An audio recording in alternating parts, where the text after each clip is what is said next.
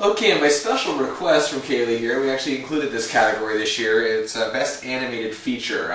We didn't do this category last year at all, but we had a very differing opinion during our For Your Consideration specials. So here are the nominees. We're going to get right to it here. First off is How to Train Your Dragon, The Illusionist, and Toy Story 3. And now, Kaylee. Kaylee's choice is How to Train Your Dragon. This movie was original, it was fun, it was endearing, it was everything that you want an animated film to be. Absolutely. It was a really good movie. It was a really, really good film. I enjoyed it. And it came out back in March of last year. That just shows its longevity, that it lasted all the way till Oscar picks. And it made the short list. And I will give Jay Baruchel credit for lending great voice talent to our hero of the film. He was really perfect choice. I think voiceover choices are very overlooked, and like I was not great now. I mean, they don't get enough credit because you need the right voice for the right character. And he totally made it. He did, as well as America Ferrera in that film as well. And here is my choice. Toy Story. She knew it was coming. The Toy Story franchise as a whole. We're not awarding the Toy Story franchise. We're awarding Toy Story 3. The endearing qualities of the first two Toy Story films. That has nothing. Carried on to the third one.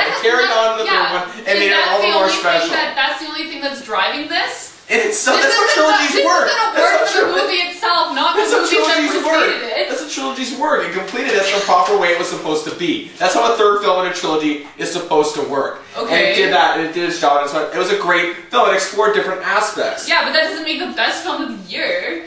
Oh my gosh. Okay.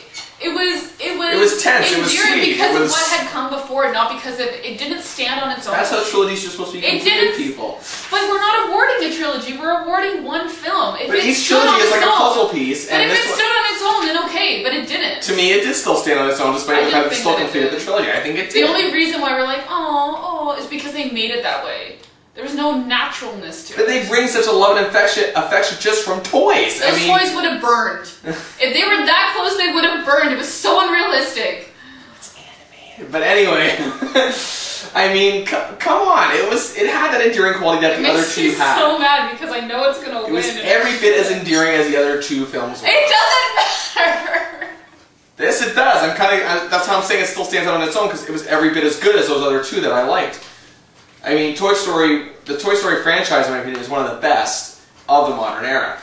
And the way it was, like, I was skeptical going into the third Toy Story film. I really was, because I'm thinking it's been 11 years. It's been 11 years since the second one, and I'm just thinking, can they really sustain it? Yeah, it didn't blow me away.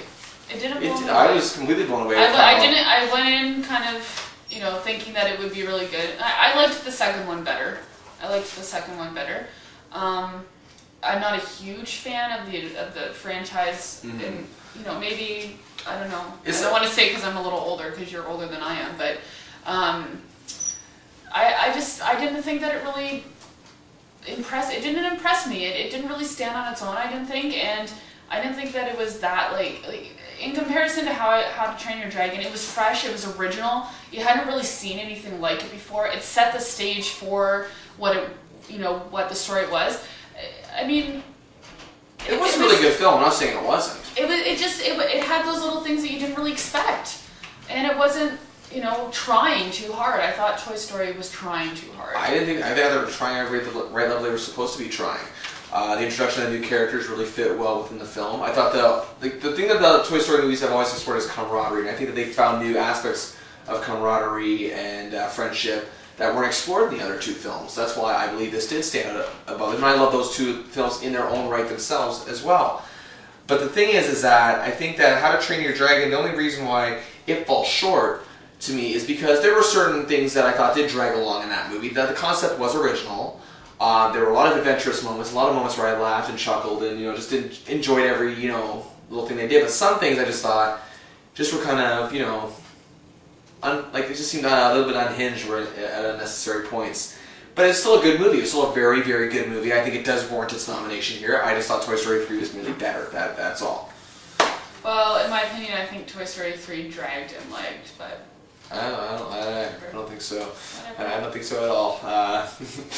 And yes, and this is a reminder, Toy Story 3 It will win. It will and it should win.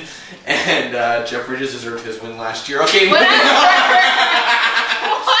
Okay, coming up next is our pick for Best Picture.